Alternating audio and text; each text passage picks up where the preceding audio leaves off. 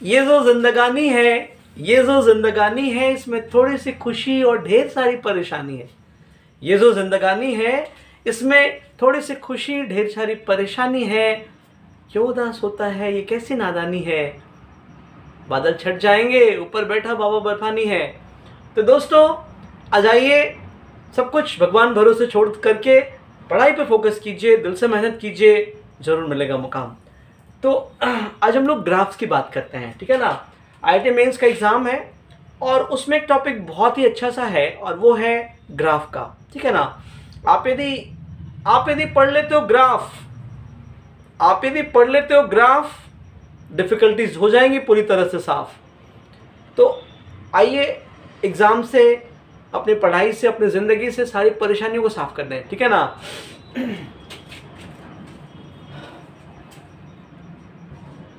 देखिए, किसी भी फंक्शन का ग्राफ जो है ना, बहुत सारा इंफॉर्मेशन देता है आपको। वो आपको फंक्शन के डोमेन, फंक्शन के रेंज, फंक्शन के पीरियड, फंक्शन की डिफरेंशिएबिलिटी, फंक्शन की कंटिन्यूटी और न जाने कितने सारे दूसरे बिहेवियर के बारे में आपको बताता है, जैसे increasing function, increasing interval, decreasing interval, so many facts के बारे में आपको इन्फॉर्म करता है।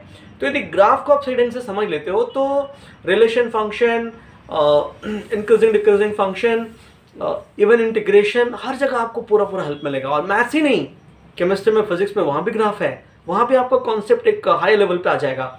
तो आइए ग्राफ को बहुत डिटेल में समझते हैं।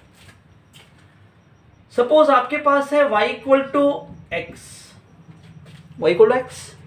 जब भी आप ग्राफ बनाए तो उसको फील करें, ठीक है ना, कि वो हो क्या रहा है, क्या है वो। y इक्वल टू एक्स का मतलब क्या है? y इक्वल टू एक्स एक लाइन को रिप्रेजेंट करता है, क्योंकि दोनों में पावर 1 1 है ना। तो लाइन स्ट्रेट लाइन को रिप्रेजेंट करता है। ये ऐसे पॉइंट का कलेक्शन है, कोई भी लोकस, कोई भी इक्वेशन सेट ऑफ पॉइंट्स होता है। तो ये बहुत सारे पॉइंट्स का कलेक्शन है, ऐसे पॉइंट्स का कलेक्शन है, ठीक है ना, जिनमें x एंड y दोनों के वैल्यूज इक्वल है। ये पॉइंट है 0 0, ये पॉइंट है 1 1, ये पॉइंट है 2 2, ये पॉइंट है 3 3, -1 -1, -2 -2, -3 -3। तो y इक्वल टू x का मतलब यही हुआ ना कि लाइन उन सारे पॉइंट से क्रॉस करता है जिसके दोनों कोऑर्डिनेट इक्वल हैं। उन पॉइंट्स को आपने लोकेट कर दिया, 1 1, 2 2, 3 3, ये सारे पॉइंट्स आपने लोकेट कर दिए, 1 2 3, इधर भी 1 2 3, इधर -1 -1, -2 -2, ठीक है ना, -3 -3। तो ये सारे पॉइंट्स पे आपने लोकेट कर दिए। अब इसके लिए ग्राफ प्लॉट कर लेते हैं, ठीक है। ग्राफ क्या मिलेगा आपको? एक स्ट्रेट लाइन मिलेगा, वेरी सिंपल। अब आप यदि सोचें इस फंक्शन का डोमेन क्या होगा, रेंज क्या होगा, तो आप जरा गौर से देखिए। x कुछ भी लेंगे तो y तो डिफाइंड ही रहेगा ना, y कुछ ना कुछ मिलेगा, रियल वैल्यू मिलेगा। तो x क्या हो गया? All real number. और जो x लेंगे वही y मिलेगा, तो y भी ऑल रियल नंबर। तो इसका डोमेन भी क्या हो गया? डोमेन हो गया r ऑल रियल नंबर, और रेंज भी क्या हो गया? r ऑल रियल नंबर, ठीक है। तो ये तो एक सिंपल सा फंक्शन हो गया। अब मान लीजिए इसको रेसिप्रोकेट करना है, ठीक है ना, इसका रेसिप्रोकल फंक्शन का ग्राफ आपको ड्रॉ करना है। सपोज आप ड्रॉ करते हो y इक्वल टू 1/x को। ये पार्ट विजिबल है क्लियरली? Okay fine. अब देखिए, जब भी किसी फंक्शन के ग्राफ को आप रेसिप्रोकेट करते हो तो करना क्या होता है? That's very interesting point. जो पॉइंट 0 है, जिस पॉइंट पे y 0 हुआ है, वो पॉइंट अब कहां चला जाएगा? इन्फिनिटी पे। आप सोचिए ना, x को 0 लीजिएगा तो y क्या मिलेगा? इन्फिनिटी, ठीक है। तो 0 का पॉइंट इन्फिनिटी पे जाएगा, इन्फिनिटी का पॉइंट 0 पे आएगा, और ग्राफ अब स्ट्रेट लाइन नहीं रहेगा, वो कर्व में कन्वर्ट हो जाएगा। पॉजिटिव के लिए पॉजिटिव मिलेगा, तो ग्राफ कुछ ऐसा हो जाएगा, देखिए, ठीक है। क्या शो कर रहा है ये? कि 0 प्लस पे वैल्यू इन्फिनिटी है, और जब x इन्फिनिटी है तो y क्या हो जाए? 0। ये दोनों पैरेलल हो गए, तो पैरेलल लाइन कहां पे मिलती है? इन्फिनिटी पे। x जब इन्फिनिटी में तो y 0 होगा, ठीक है।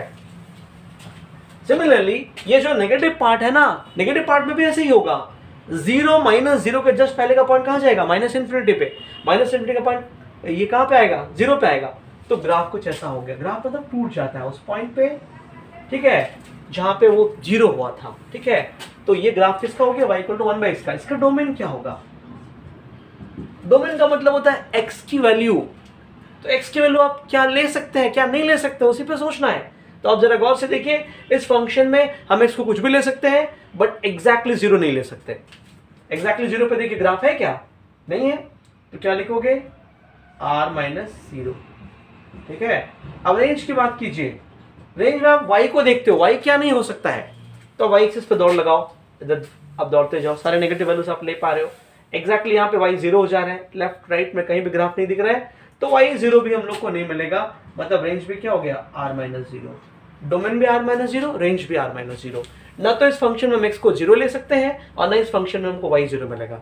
तो इस तरह से किसी फंक्शन के रेसिप्रोकेशन को आपने देखा, जहां पे वो 0 होता है उस पॉइंट पे उसका रेसिप्रोकल फंक्शन टूट जाता है, ठीक है, और वो स्ट्रेट लाइन से कर्व में कन्वर्ट हो जाता है। और ये सेम लॉजिक किसी भी ग्राफ के लिए आप यूज कर सकते हो, किसी भी ग्राफ के रेसिप्रोकेशन के लिए इस लॉजिक को आप यूज कर सकते हैं। सपोज आपके पास है y इक्वल टू